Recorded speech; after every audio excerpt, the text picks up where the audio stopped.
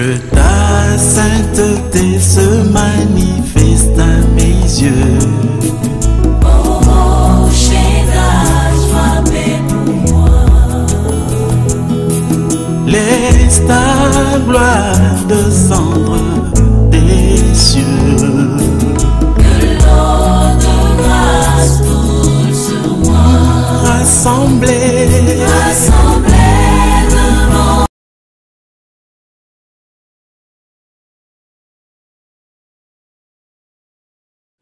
Les hommes du monde se sont permis de fabriquer des idoles. Les hommes du monde se sont permis de prendre l'arbre, l'or, l'argent de notre Dieu pour créer le veau d'or, pour fabriquer une statuette, alors qu'ils ont oublié que ce sont eux-mêmes qui ont fabriqué cela. Et ils prennent ces statuettes, ils les mettent devant comme exemple de Bouddha et ils s'adressent à cette statuette. Ils ont oublié que ce sont eux qui ont fabriqué cela. Ils ont des oreilles, mais ils ne peuvent pas entendre. Ils ont des yeux, mais ils ne peuvent pas voir. Ils ont des mains pour toucher, mais ils ne peuvent pas toucher.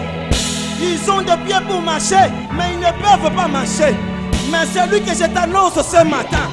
Le Dieu que nous célébrons ce matin. Oh, c'est lui que nous célébrons ce matin. Il a des yeux pour voir. Il a des oreilles pour entendre ta prière.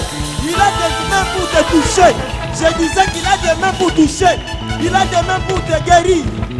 Le Dieu que nous célébrons ce matin. Le Dieu que nous célébrons ce matin. Yamuna lo bakete na sala nzambe. Ouais, l'équipe ensemble. Alléluia. Bombo na ye, Elohim.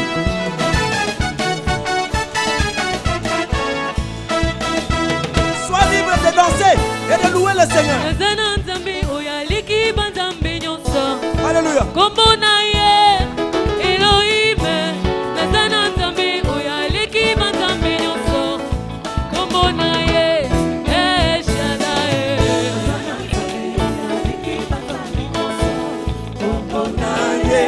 Elohim, Nazara Nzambe, Leki Mazambe Nyonso, Kombo na ye. Oh, Alléluia. Nazara Nzambe, Leki Mazambe Nyonso, Kombo na ye. Elohim, Nazara Nzambe, Leki Mazambe Nyonso, Kombo na ye. Alléluia. Beta bololo, bololo, bololo. Oh, nous dansons pour la gloire du Seigneur.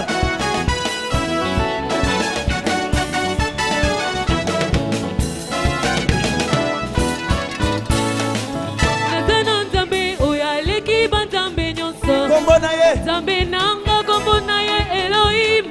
Alléluia. Zana Zambe oya leki banzambe nyonso. Kombo na ye Jova Rafa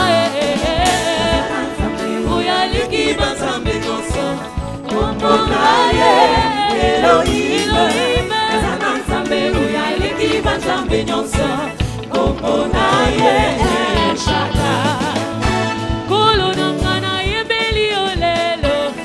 Papa nanga swaloku Yawe nanga na yembeli olelo Kolo nanga swaloku mwe Zabe nanga na yembeli olelo Papa nanga swaloku Zabe nanga na yembeli olelo Papa nanga swaloku Hey! Shilo nanga na sanjoli olelo. Est-ce qu'il y a-t-il quelqu'un qui danse et qui loue le Seigneur? Alléluia. Papa nanga ina tomboli olelo. Kolo nanga swalo kumwe. Zabe nanga na yembeli olelo. Papa nanga swalo kumwe. Na binelio. Zabe nanga na yembeli olelo. Papa nanga swalo kumwe. Alléluia. Bina. Milolo, milolo, milolo. Yende asikola biso. Apesa biso momoy. Dala tina to kontato la butuna moy. Zambe nanga na bineli olelo. Papa nanga swalo kumu. Zambe nanga na yembeli olelo. Papa nanga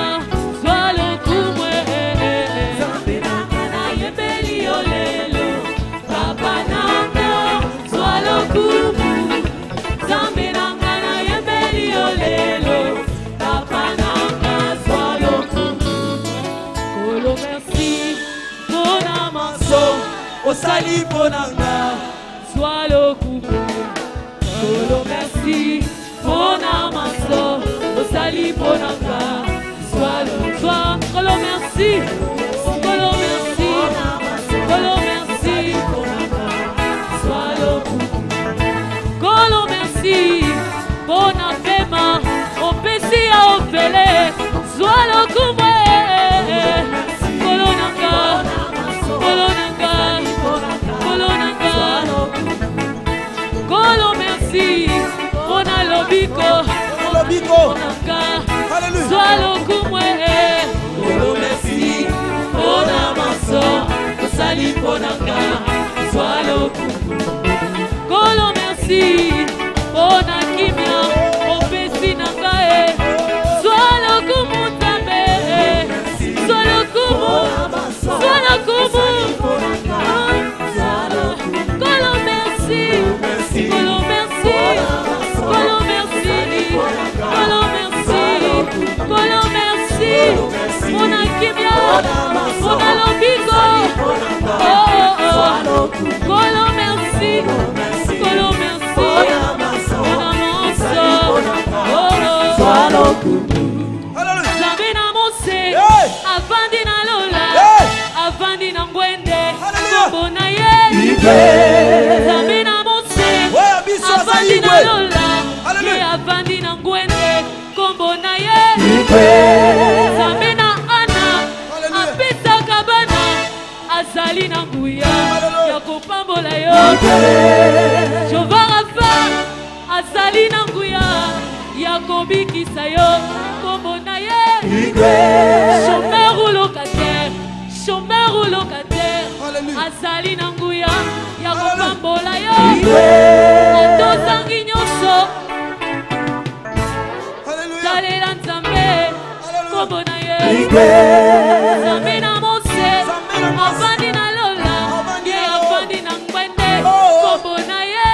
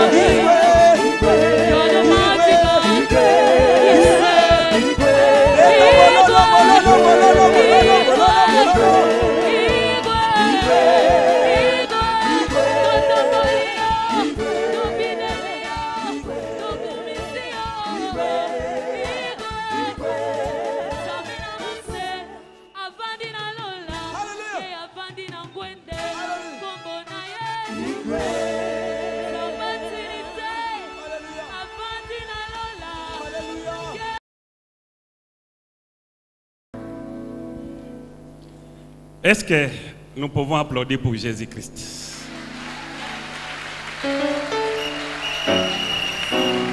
Je disais si on peut applaudir pour Jésus.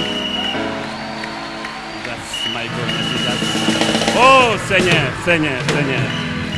Jésus, Jésus, Jésus. Merci. Gloire au Seigneur. Gloire à toi Jésus. Gloire à toi. Tu mérites les acclamations Seigneur. Tu mérites les cris de joie, Jésus. Tu mérites nos louanges. Le véritable, l'unique Dieu, incomparable, sauveur, l'inégalable, c'est toi. Seigneur, merci pour ce matin. Merci pour ce matin, Seigneur. Pour le souffle de vie, pour le mouvement, l'existence et la respiration, Jésus. Merci, Seigneur. Que l'honneur, la gloire te reviennent ce matin. Au nom de Jésus, Père. Amen. Nous bénissons le Seigneur ce matin pour ce privilège qu'il nous accorde de nous tenir devant son peuple pour parler de sa part. Nous sommes conscients de cette responsabilité et nous voulons être reconnaissants au couple pasteur, notre papa, qui nous a renouvelé encore la confiance pour nous mettre debout devant cette sainte assemblée. Que la gloire, l'honneur reviennent à Jésus. Amen. Sans plus tarder, nous allons lire la lettre du Saint-Esprit aux Hébreux. Puisqu'il n'y a pas d'auteur, nous disons la lettre du Saint-Esprit aux Hébreux.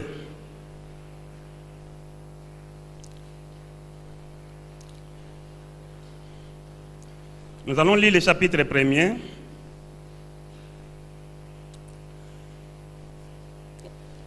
Mais je vais d'abord m'arrêter au verset 3, du premier verset au troisième verset. Hébreux chapitre 1er,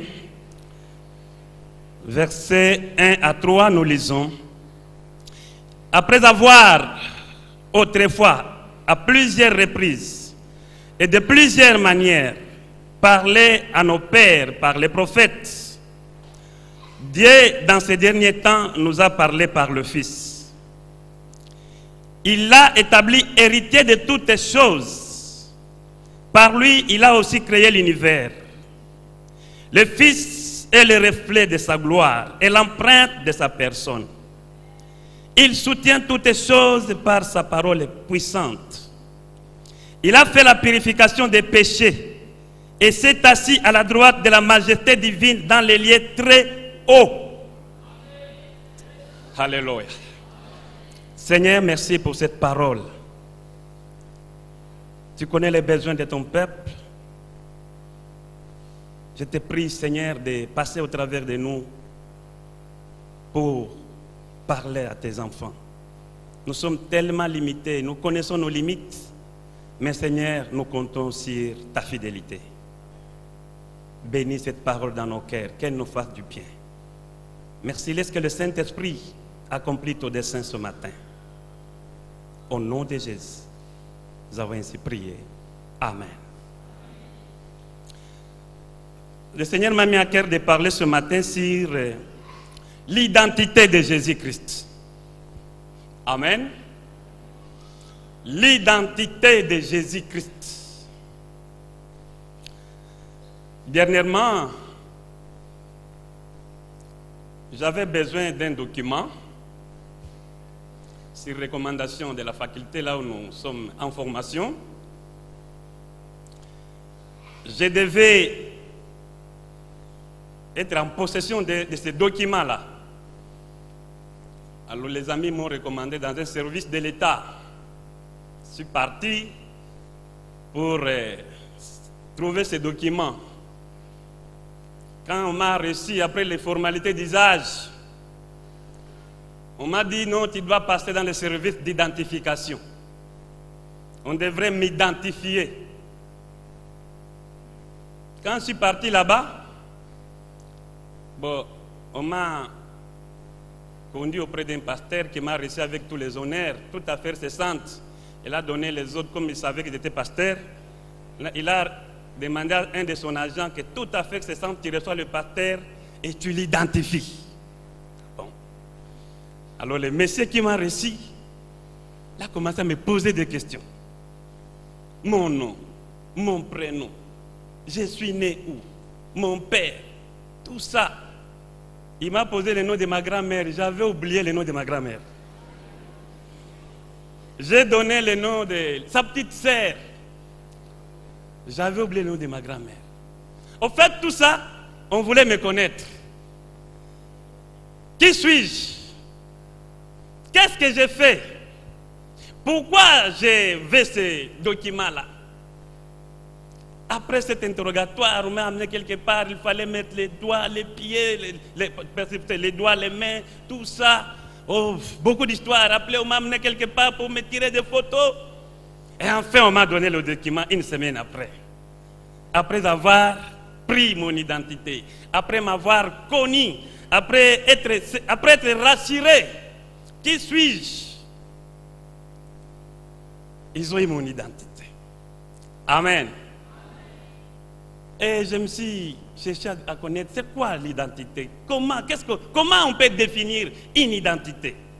je suis allé dans le dictionnaire français. Le dictionnaire français me dit que l'identité, c'est le caractère permanent et fondamental de quelqu'un ou d'un groupe. Caractère permanent, fondamental de quelqu'un. Ensemble de données, de faits et de droits. Donc dans cet ensemble de faits et de droits, il y a date de naissance, lieu de naissance, nom, prénom, tout ça, qui permettent d'individualiser quelqu'un. Donc on veut connaître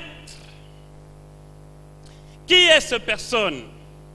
Quand on identifie quelqu'un, qu'est-ce qu'on poursuit? Les connaître. Et moi, dans tout ça, j'ai compris seulement que quand on identifie quelqu'un, on veut savoir qui il est et qu'est-ce qu'il fait. Amen. Donc, en parlant de l'identité de Jésus, nous voulons en fait comprendre ou savoir qui est Jésus et qu'est-ce qu'il fait. En bref, c'est ça mon objectif ce matin. C'est Jésus que nous invoquons, c'est Jésus que nous adorons, nous chantons pour lui. Est-ce que nous le connaissons? Amen. Alors, une autre question. Est-il important de connaître l'identité de Jésus? À quoi me servira-t-il de connaître cette identité, de le connaître? Est-ce qu'important? Pour répondre à cette question, je me suis reporté au contexte de cette épître aux Hébreux. Pourquoi d'abord cette épître a été écrite? Quel était le problème? Dans quelles sont les circonstances qui ont poussé l'auteur à écrire cette épître? Amen. Les chrétiens auxquels cette épître a été destinée se trouvaient dans des problèmes, dans des situations compliquées à cause de leur foi en Jésus, à cause de leur conversion au christianisme. Ils ont connu des problèmes, des persécutions. Et ces problèmes étaient de trois ordres, si nous pouvons le dire. Premièrement, il y avait le problème des changements. Résistance à tout changement. Le christianisme paraissait une religion qui apportait le changement. Mais, vous savez, quand il y a le changement est toujours contrecarré par une résistance. Quand on est habitué à faire des choses, quand on est habitué à faire des choses d'une certaine manière, quand quelqu'un suggère une idée nouvelle, parfois on n'analyse même pas, parfois on ne sait même pas chercher à comprendre quel est l'aboutissement de cette idée, mais la plupart du temps, qu'est-ce qu'on fait? On rejette ce qui est nouveau, ce qui n'est pas d'accord avec les habitudes, avec nos coutumes, on rejette. Et le christianisme était rejeté comme ça par la plupart des gens qui ne comprenaient rien. Et ces gens qui optaient pour le changement étaient l'objet de problèmes, de rejets, de persécutions à cause du christianisme. Les Juifs qui ont voulu accepter Jésus, et ils croyaient que le christianisme devrait être une secte juive, seulement appartenant aux Juifs, pas pour les païens. Quand nous parlons païens, donc ceux qui ne sont pas des Juifs. Pas pour les Romains, pas pour les Grecs. Nous qui avons accepté le Messie, il est juif, donc le christianisme est nôtre. On ne peut pas inclure les autres. Et cela ne passait pas. Et le deuxième problème que rencontraient ces chrétiens, c'était les traditions religieuses. Traditions religieuses. Vous savez, Dieu a donné à Moïse 10 commandements. Si vous lisez Exode, Dieu a donné à Moïse 10 commandements. Si vous lisez dans le livre de Lévitique, vous allez voir que Dieu a donné à son peuple 21 lois civiles qu'il devait observer. Mais les scribes, au cours des siècles, qu'est-ce qu'ils ont fait? De ces 21 lois, et ils ont ajouté encore d'autres choses. 17 commandements. Et ils ont élaboré 993 lois civiles. Je ne sais pas si notre constitution a combien d'articles. Et les hommes devraient obéir à ces lois-là. Les traditions des ancêtres. Si vous passez outre, vous êtes coupable. Et ces traditions ont pris l'importance au-dessus des 10 commandements, au-dessus de la loi. C'est pourquoi même Jésus, avec les scribes, ça n'allait pas. Il leur disait, hypocrite, vous mettez sur les dos des peuples des fardeaux que vous-même, vous n'arrivez pas à porter. On débattait des problèmes qui n'avaient même pas d'importance. Par exemple, quelqu'un qui élève les poules. Sa poule pond un œuf le jour du sabbat. Et c'était un débat pour trouver la conclusion. Est-ce que peut-il ramasser cet œuf? S'il ramassait, est-ce que c'est bien ou c'est mauvais? Est-ce que peut-il manger cet œuf? A-t-il rompu le sabbat ou pas? Et il faut des débats, des débats. Et il sait l'essentiel. Et quand quelqu'un s'empare de ça, il est coupable. Il est l'objet de persécution. Il est l'objet de rejet. Et qu'est-ce qui s'est passé? Beaucoup de chrétiens, troisième problème, il y avait ce danger d'opter pour les compromis.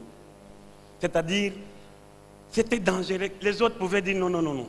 Vaut mieux reculer. Ça ne va plus.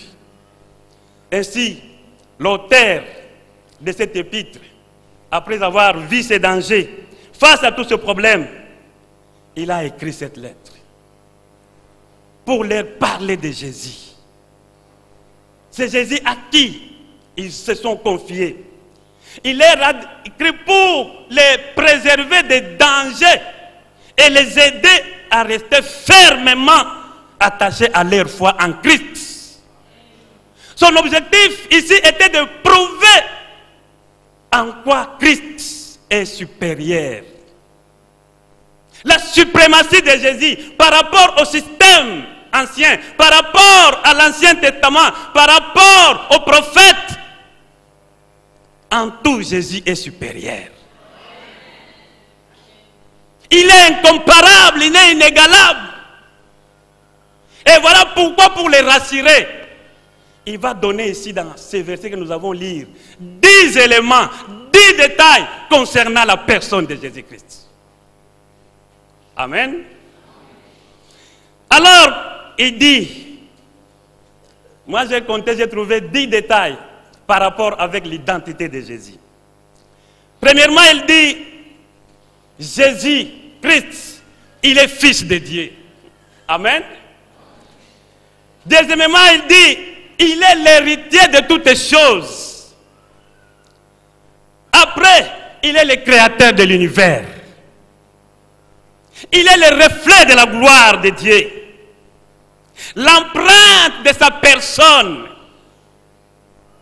c'est lui qui soutient toutes les choses. Sa parole est puissante. Il offre la purification des péchés. Il est assis à la droite du Père, dans les lieux très hauts. Enfin, il est celui par qui Dieu parle dans ces derniers temps. La révélation finale de Dieu aux hommes, ce n'est plus par les prophètes, mais maintenant, c'est par Jésus. Est-ce qu'on peut l'acclamer, bien-aimé? Alléluia. Voilà, c'est à quoi cet auteur s'est donné pour faire comprendre à ces gens que malgré les persécutions, malgré ce que vous traversez, sachez qui est celui pour qui vous souffrez.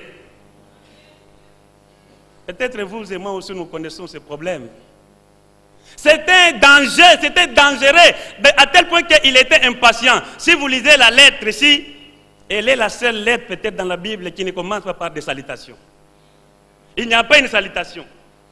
L'auteur ne s'identifie même pas. C'est comme s'il a oublié toutes les règles de civilité. Pourquoi? Il y avait péril en demeure. Les gens risquent de retourner en arrière. Les gens risquent de céder à la pression. Les gens risquent de rentrer dans les rudiments de la loi en abandonnant la foi en Jésus. Et il était pressé. Aussi moi aussi pasteur, je pouvais être impatient comme ça envers les âmes. Si je pouvais faire de ça ma préoccupation pour chercher le bien-être de ce que Dieu m'a confié. Amen. Alors premièrement, j'ai choisi quelques éléments. Je ne vais pas parler de tous les 10. Les autres, je réserve pour les gens de Kindu. Et si vous aurez seulement l'avant-goût. Amen. Il commence par dire Jésus est le Fils de Dieu. Ça, c'est le premier détail de l'identité de Jésus. Il est Fils. Pourquoi il commence par dire dans ces derniers temps, Dieu nous a parlé par le Fils. Dans les temps qui sont les derniers, Dieu nous a parlé par le Fils. Il devait comprendre qui est le Fils. Pourquoi ce Fils? Qu'y a-t-il de spécial dans le Fils? Le Fils n'est pas simplement un messager humain, non. Le titre du Fils touche à la relation particulière qu'il a toujours joui avec Dieu le Père. Cette relation de Fils, bien-aimé, n'a pas commencé avec l'incarnation de Jésus. Non. Jésus n'est pas Fils de Dieu en partant du jour où il est né sur la terre. Non. Jésus n'est pas Fils de Dieu en tenant compte de sa résurrection. Non, non. Jésus est le Fils éternel de Dieu. Il est le Fils éternel. Et pour prouver cette identité, il va comparer Jésus aux anges. Pour les rassurer, il va parler de la supériorité de Jésus par rapport aux anges. Cette supériorité de Jésus par rapport aux anges, c'est d'abord par sa nature. Donc quand on parle de Fils, c'est-à-dire ce titre fait de Jésus l'égal de Dieu le Père. Donc il est Dieu. Il n'est pas un ange. Les anges sont des créatures, mais lui, il est le Dieu créateur. Donc la nature du Fils, c'est une nature divine. Il n'est pas seulement homme. S'il a pris cette nature, c'est volontairement. Mais d'abord, avant de prendre la nature humaine, il était déjà Fils de Dieu. Et si vous lisez les évangiles, quand on condamnait Jésus, l'une des raisons pour laquelle on a condamné, pourquoi? Puisqu'il s'est déclaré être le Fils de... Est-ce que être le fils de quelqu'un c'est mauvais? Les Juifs, vous comprenez pourquoi? Celui qui se déclare Fils de Dieu, donc il se fait l'égal de qui? Dans leur langage, ils connaissaient. Voilà pourquoi ils ont dit à Pilate, celui il s'est déclaré Fils de Dieu, nous n'avons pas besoin de l'attendre là-dessus, il doit mourir. Il s'est fait l'égal de qui? Oui. Même si vous ne croyez pas, Jésus est Dieu. Même si vous ne voulez pas, il est Dieu, il restera Dieu. Même si dans votre loge, dans votre science, vous ne croyez pas ainsi, laisse-moi vous dire que Jésus est Dieu.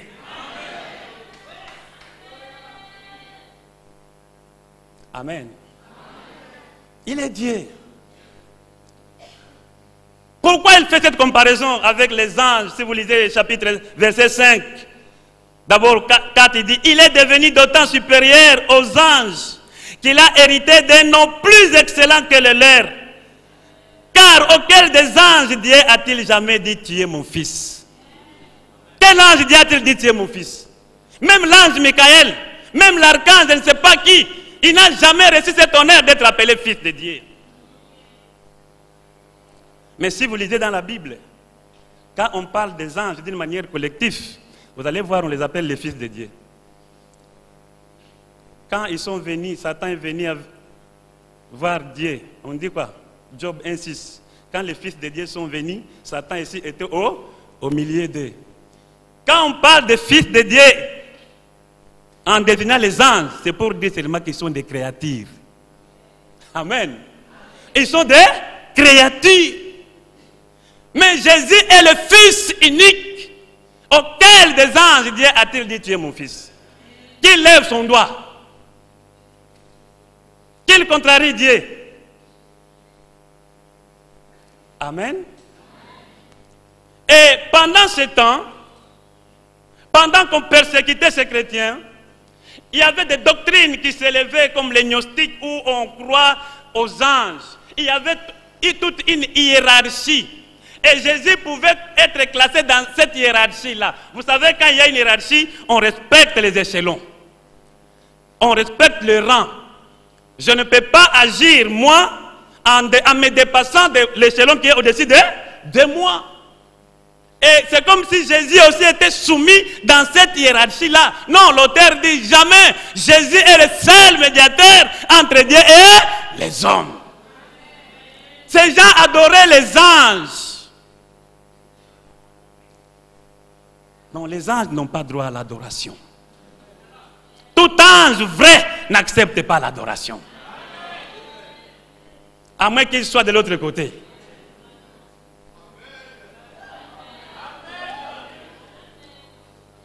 Jean, quand il a vu l'ange dans l'île de Patmos qui lui parlait, il dit, je me suis prosterné devant lui. L'ange lui dit, non, ne le fais pas, je suis ton compagnon d'Ève. Adore Jésus.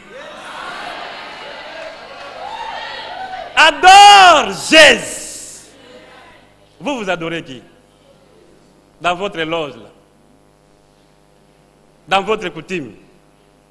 Vous adorez qui? Amen. Il dit encore, il veut leur dire ceci.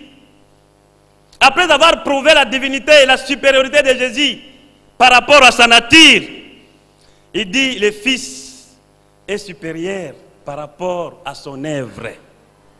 Amen.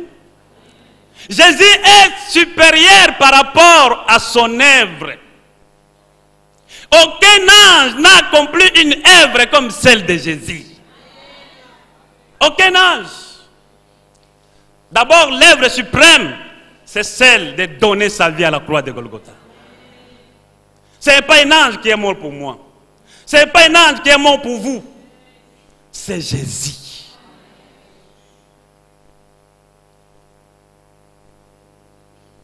Amen.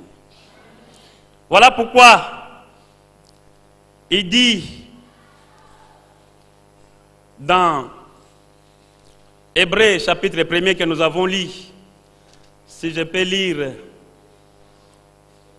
le verset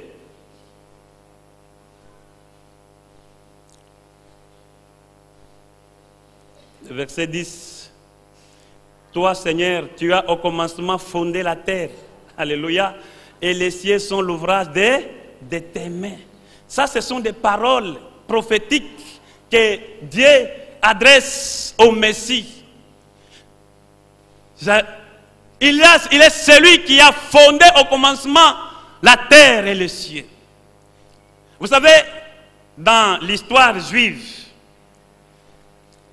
dans leur histoire, dans leur religion, les Juifs, même si vous lisez la Bible, vous allez voir que les anges sont associés aux grands événements de l'histoire de ce peuple. Si vous lisez dans Actes 7, je crois verset 53, le premier martyr, il disait que quand Moïse a reçu la loi, les anges étaient là. Quand Abraham vivait encore, il a reçu la visite des anges. Les parents de Gédéon ont reçu la visite des anges pour leur donner la nouvelle qu'ils auront un fils. Et Gédéon lui-même, pour délivrer Israël, il a reçu la visite des anges. Alors les anges avaient une place prédominante dans leur croyance. Et maintenant, l'auteur ici veut leur dire que dans ces derniers temps, dans ce temps de la fin, ce ne sont plus les anges. Il n'y aura plus une œuvre que les anges vont accomplir au-dessus de celle que Jésus a accomplie. Voilà pourquoi vous devez maintenant tourner toute votre attention à celui-là. Aucun ange n'a accompli une œuvre comme celle que Jésus a accomplie. Il est le créateur. Il a tout fait. C'est lui qui donne la purification des péchés. En dehors de lui, il n'y a rien. Et la dernière comparaison, il parle de Jésus, la supériorité de Jésus par rapport à sa position. Amen. Par rapport à sa position.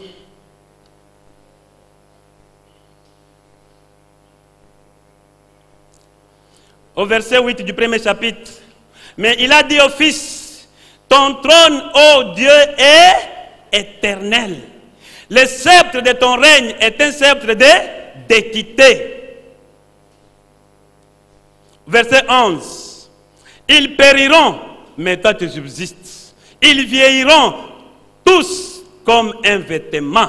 Tu les rouleras comme un manteau et ils seront changés. Mais toi, tu restes le même. Et tes années ne finiront point. La supériorité de Jésus. Il est au-dessus de tout. Au-dessus des prophètes. Au-dessus de Moïse. Au-dessus d'Aaron. Au-dessus de tous les personnages que Dieu a utilisés dans l'Ancien Testament. Et le christianisme est meilleur que tous les systèmes de l'Ancien Testament. Est-ce que ce sont des choses, peut-être c'est un rappel, mais c'est très important. Que nous soyons convaincus. Pour que nous ne flottions pas comme des roseaux à tout vent de doctrine, comme c'est le système aujourd'hui.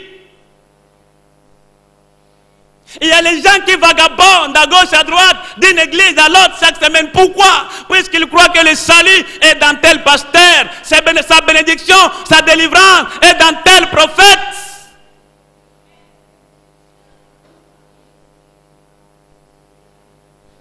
Que Dieu nous aide de comprendre, c'est Jésus que nous avons reçu. Qui est-il? Il est reconnu pour ce qu'il est. Il est Dieu. Lui-même assis sur un trône éternel. Il est le roi éternel.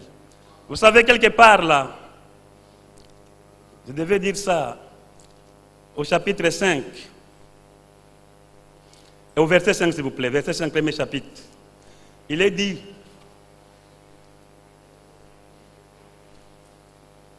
car auquel des anges Dieu a-t-il jamais dit, tu es mon fils, j'étais engendré aujourd'hui. Amen. J'étais en Abotaki, n'est-ce pas? J'étais engendré. Nzambe ibisi Yesu. Ozamwa nangai na botaki. Engendré za kobota na langage, je ne sais pas. Le langage, mais quand on parle de quelqu'un, c'est lui qui m'a engendré. Cela veut dire quoi? C'est lui qui m'a mis au.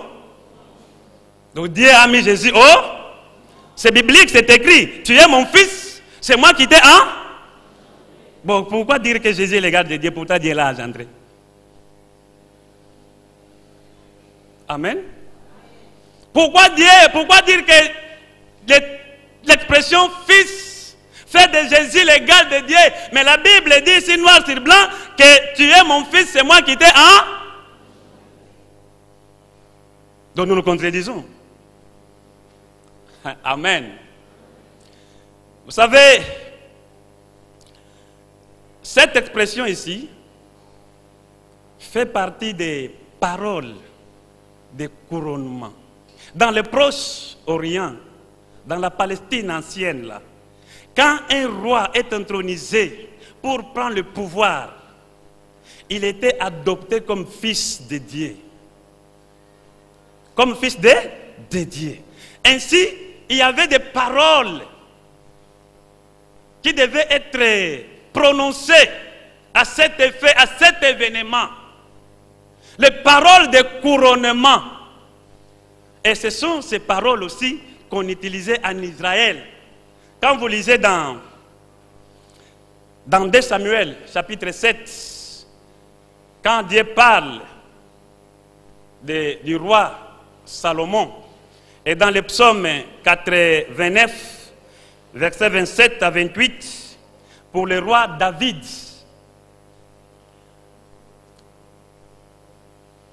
Donc, en Israël aussi, on a adopté ce genre de formule pour couronner un roi. Et il en était de même, je disais, le royaume davidique était considéré comme le royaume de Dieu. Son roi était donc adopté par l'Éternel comme héritier. Et c'est à ce titre qu'il pouvait régner comme roi. Donc les termes là, l'expression « tu es mon fils, j'étais engendré », ce sont des paroles de couronnement. Jésus est couronné, mais il n'est pas mis au monde comme si on mettait au monde un enfant. Amen. Donc Jésus n'était pas... C'est pas puisqu'il est né de Marie qu'il était devenu fils de Dieu. Non, il était fils de Dieu avant qu'il soit né. L'égal de Dieu. Et il est le roi éternel. Donc là, le premier élément sur l'identité de Jésus, j'ai essayé par des mots humains pour parler des fils. Jésus est fils de... Cela fait de lui l'égal. Donc ne ramenez pas Jésus à un niveau inférieur. Non. Ne ramenez pas Jésus à un niveau inférieur. Malgré les problèmes, malgré les persécutions, malgré, sachez qu'il est Dieu. Il est Dieu. Et d'autres passages les confirment. Toutes ces citations ici que vous voyez dans le premier chapitre là, l'auteur cite au moins 7 psaumes, ces passages. Si vous étudiez la Bible, vous allez voir que tous ces passages viennent de 7 psaumes. Pourquoi tout ça? Puisque ces chrétiens, la plupart étaient d'origine juive. Ils connaissaient bien l'Ancien Testament. Et pour fortifier leur foi, pour qu'ils comprennent que vraiment Jésus c'est lui l'accomplissement des prophéties. Et c'est ça mon souci ce matin, que vous et moi, nous soyons convaincus que Jésus c'est lui qu'il nous faut. En dehors de lui, nous n'avons plus besoin de rien. Le deuxième élément de l'identité de Jésus, après qu'il soit le Fils de Dieu, il dit ceci: il l'a établi héritier de toutes choses. Je ne crois pas qu'il faut expliquer ce mot encore aux Quinois. Les Quinois aiment tellement cette expression-là, héritier. Amen. C'est moi l'héritier. Surtout s'il est le fils aîné ou la fille aînée. C'est moi l'héritier. Il paraîtrait qu'il y a même des héritiers qui font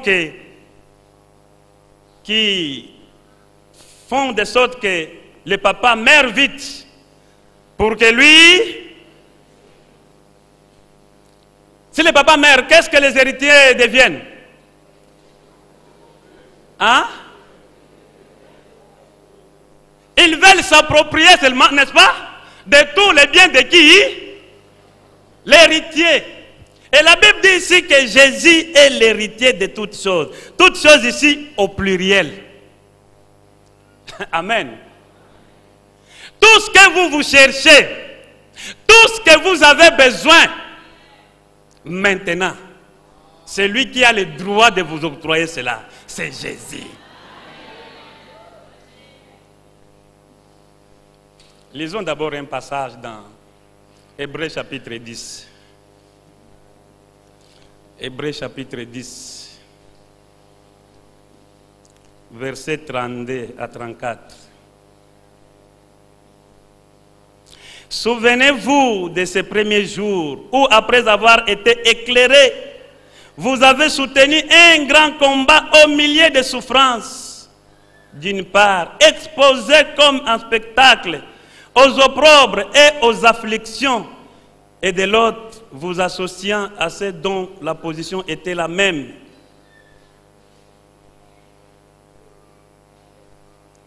En effet, vous avez eu de la compassion pour les prisonniers et vous avez accepté avec joie l'enlèvement de vos biens. Alléluia, sachant que vous avez des biens meilleurs. Et qui dire tout? Toujours.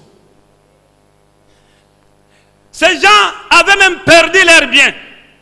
Ils étaient des possédés. Non pas puisqu'ils étaient des brigands, non pas puisqu'ils étaient des voleurs, non seulement à cause de leur foi en Jésus. Alors l'auteur leur dit, ne vous en faites pas. Même si vous avez perdu ces biens, mais celui à qui vous faites confiance, il est l'héritier de toutes choses. Il est capable de vous restaurer. Il est capable de vous remettre ce que vous avez perdu. Je ne sais pas qu'est-ce que vous avez perdu à cause de votre foi en Jésus. Je ne sais pas quelle position vous avez perdu au service à cause de votre foi en Jésus. Je ne sais pas quel avantage avez-vous perdu puisque vous défendez les intérêts de Jésus. Et vous êtes là en train de tituber entre la foi et le compromis. Laisse-moi te dire ce matin que Jésus, c'est lui qui est l'héritier de tout. Ce n'est pas le PDG, ce n'est pas le ministre, ce n'est pas, je ne sais pas qui, celui qui hérite, qui a hérité toutes choses et qui peut pourvoir à vos besoins, c'est Jésus. Jésus. Pourquoi il dit encore cela? Vous savez, les judaïsants se vantaient, comme je l'ai dit, de leur héritage spirituel. Ils se vantaient de leur culture spirituelle. Ils disaient aux chrétiens, mais nous avons le temple. Puisque les commentateurs disent que pendant que cette épître était écrite, se référant à tout ce qui est écrit, on peut dire que le temple n'était pas encore détruit. Puisqu'il parle de sacrifices, il parle de beaucoup d'histoires là. Alors les judaïsants faisaient voir aux chrétiens, mais vous abandonnez le temple. Dans le temple, il y a la loi de Moïse. Dans le temple, nous avons l'héritage de nos pères. Mais quand vous vous accrochez à Christ, ce Christ-là, il vous donne quoi? Qu'est-ce que vous gagnez en abandonnant notre culture? Qu'est-ce que vous gagnez en Christ? C'est bon de rester traditionnel. Invoquer Moïse, invoquer les prophètes. Donc, pour ces judaïsants, quand quelqu'un vient en Christ, c'est subir une perte de valeur. Vous ne gagnez rien. Alors, le souci de l'auteur, c'est à ces chrétiens, il dit non. En Christ, nous avons tout. En Christ, nous avons tout. N'ayez pas peur.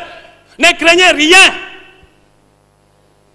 Je ne sais pas qu'est-ce que vous avez peur ce matin. Peut-être il y a des choses que vous croyez impossibles. Non. Celui que je vous annonce ce matin, il est l'héritier de toutes choses. Il est assis sur le trône. Et c'est Dieu qui lui a dit, c'est même pas un homme. Ton trône, oh Dieu, subsiste à toujours. Et étant sur le trône, il est au contrôle de tout. Même des détails insignifiants de notre vie, il est aux commandes. Donc, tu n'as pas à regretter. Amen. Oui, en Christ, nous avons tout. Christ est l'héritier. Tout ce que nous pouvons avoir besoin, la solution se trouve maintenant en Christ. Est-ce que nous pouvons l'acclamer?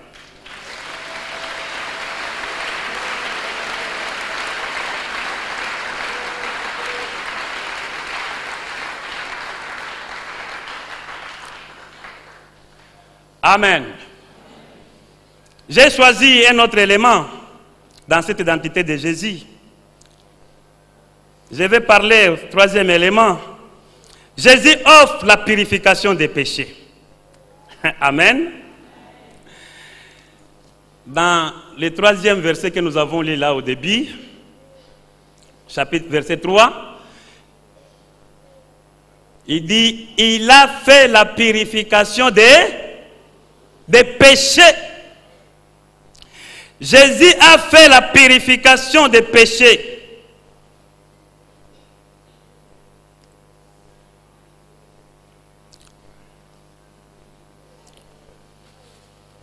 Quel amour! La Bible nous dit que Jésus a créé toutes choses par sa parole. Il suffisait qu'il dise que la terre soit, et la terre, que la lune soit, et la lune fit. Mais pour ôter les péchés de l'humanité, il n'a pas dit que les péchés soient ôtés.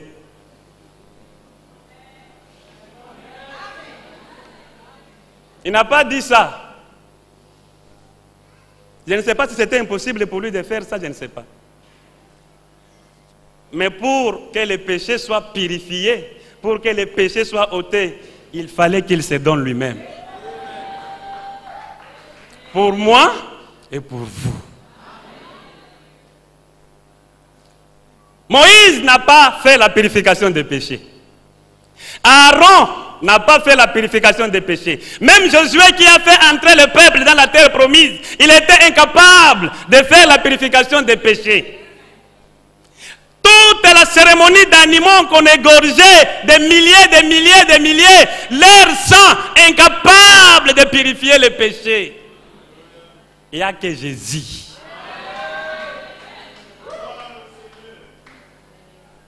Vous savez, le péché dans la création a apporté un dégât terrible dans la relation entre l'homme et Dieu. Toute communion rompue. Et c'était, l'homme ne pouvait plus être en communion avec Dieu. L'homme ne pouvait plus parler avec Dieu. La preuve en est que Adam et Ève, quand ils ont péché dans le jardin, Dieu les a chassés. Et le péché nous a mis dans deux situations. La première situation, c'est que nous étions redevables à Dieu. Nous étions endettés vis-à-vis de Dieu. Et la deuxième situation, nous sommes devenus impurs, souillés. Donc Dieu ne pouvait pas nous accepter sans le pardon et sans la purification. Mais qui devait payer la dette? Toute la descendance d'Adam pécheresse. Si vous lisez dans le psaume 51, David dit quoi? Je suis né comment? Bon, vous êtes né pécheur. Comment trouver la solution du péché? Or, Dieu, pour que le péché soit remis, soit pardonné, il exigeait un châtiment.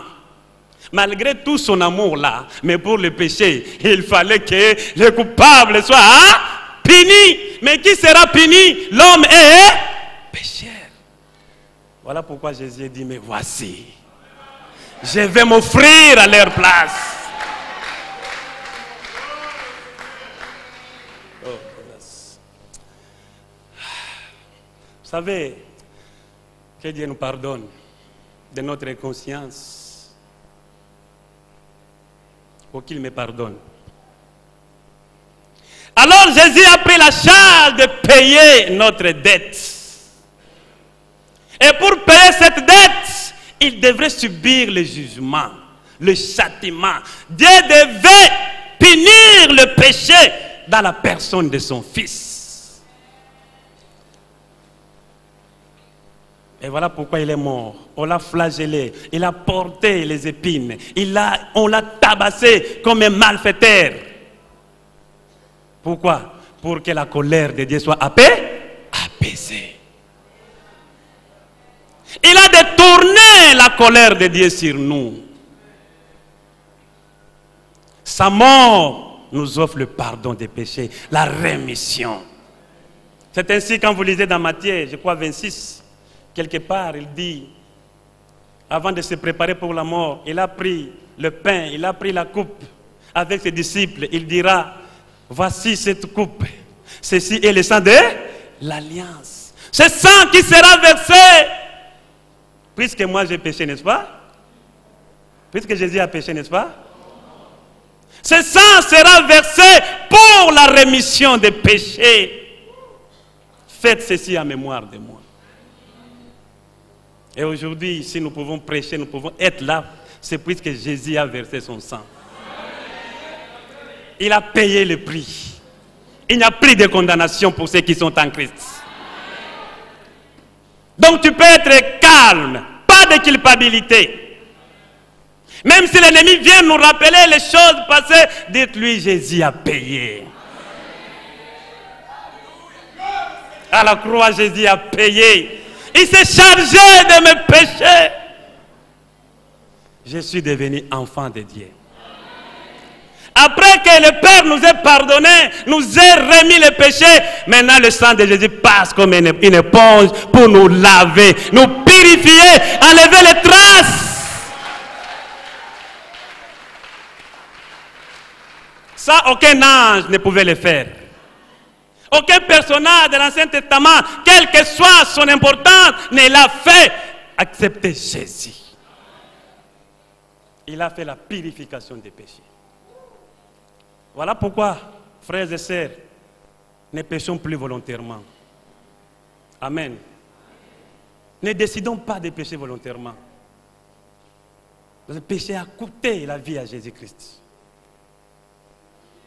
Si tu pêches, demande pardon. Regrette, répands-toi, puisque c'est foulé aux pieds le sang de l'alliance. Amen. La purification du péché. Jésus a fait. En fait, si je vois bien dans cette identité de Jésus, on nous fait voir tellement ce que Jésus est et ce que Jésus a fait. Bon, je peux encore ajouter quelque chose dans cette identité de Jésus. Qu'est-ce qu'il fait encore?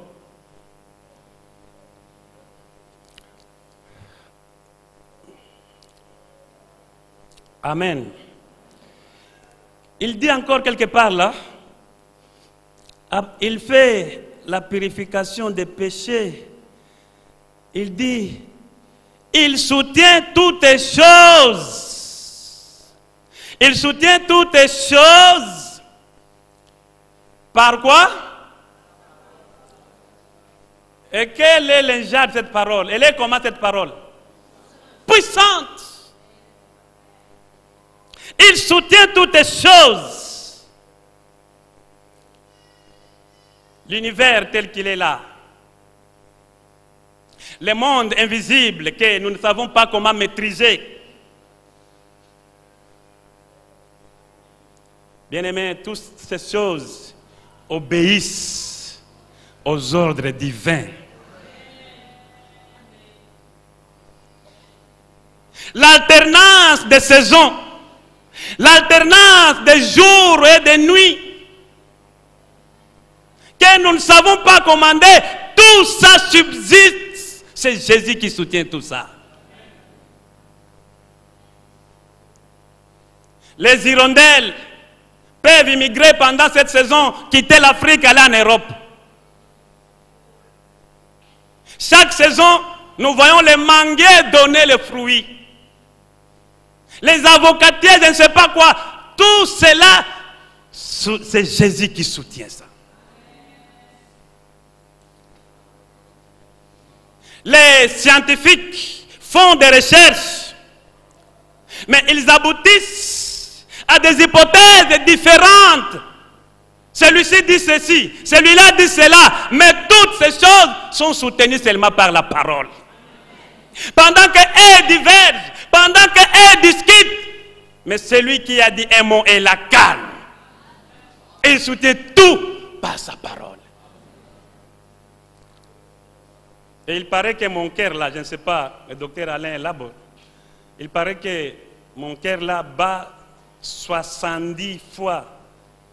Hein, il pulvérise le cœur dans tous les corps, il paraît 70 fois par minute. Bon, ça j'ai lu ça quelque part, je ne sais pas si c'est vrai, je ne suis pas médecin. Amen. Mon cœur là, par minute, 70 pulsations pour que le sang circule dans tous les corps. Tout ça par la parole puissante. Pendant des années et des années, je ne sais pas vous avez combien d'années maintenant. 80, gloire à Dieu. 70, 100, je ne sais pas. Mais sachez que ton cœur tel qu'il est en train de battre là, il est soutenu par la parole. Il suffit que Jésus dise un mot, arrête.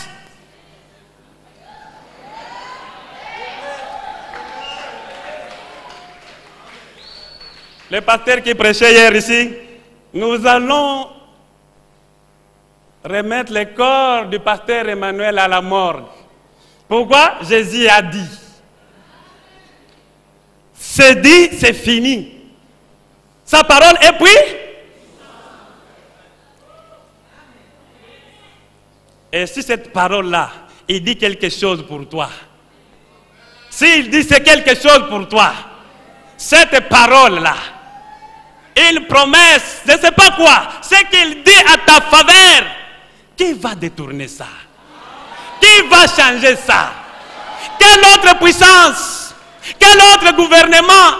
Quelle autre domination? Quelle autre autorité? Qu'elle me dise. Il soutient tout par sa parole. Il te soutient par sa parole. Partout où tu vas, partout où tu passes, sa parole te soutient.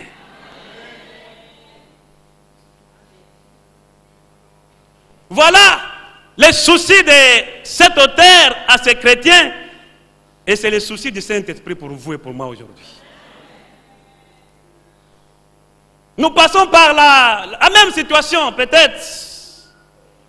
Et nous avons besoin d'être encouragés. Nous avons besoin d'être avertis.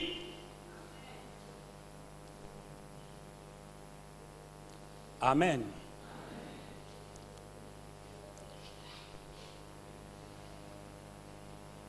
Je peux lire ça dans 1 Colossiens chapitre 1. Même Paul l'avait déjà dit dans Colossiens. Colossiens chapitre 1.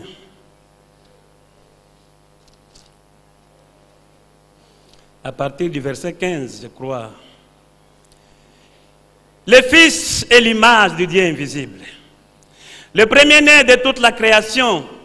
Car en lui ont été créées toutes les choses qui sont dans les cieux et sur la, les visibles et les trônes, dignité, domination, autorité, tout a été créé par et pour. Il est avant toutes choses et toutes choses subsistent en. Toutes choses subsistent en lui. Mais pourquoi? Comment pouvons-nous avoir peur?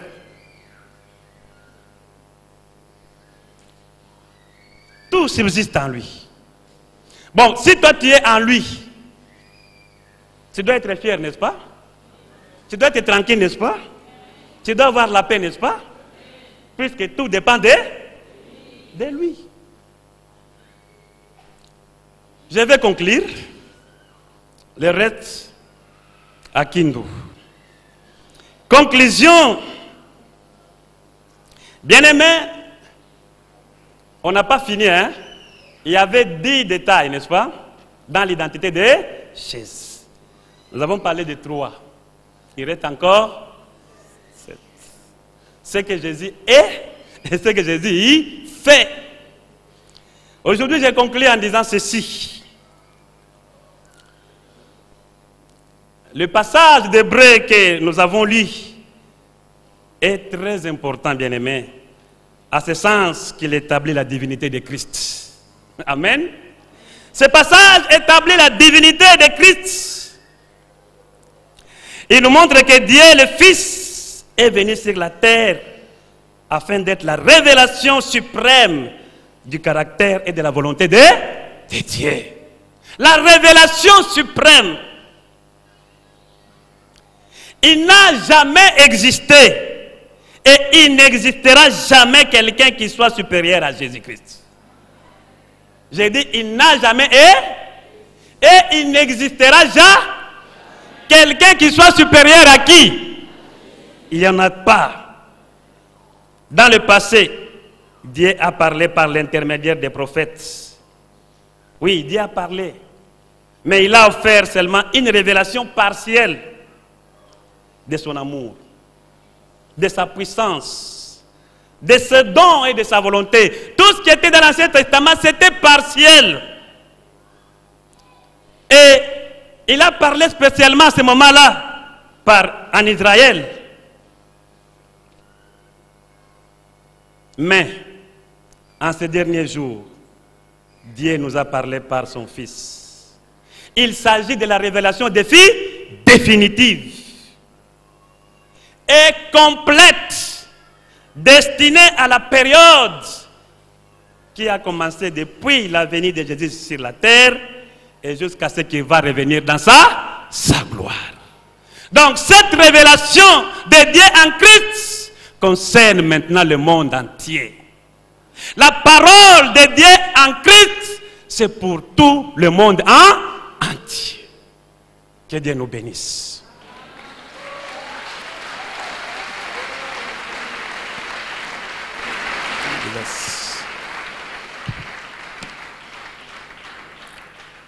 Yobongi na lokumu, yovandi na bisika, bileki na kembo, kolona bolingo nyonso, yonde nzambe na nguya.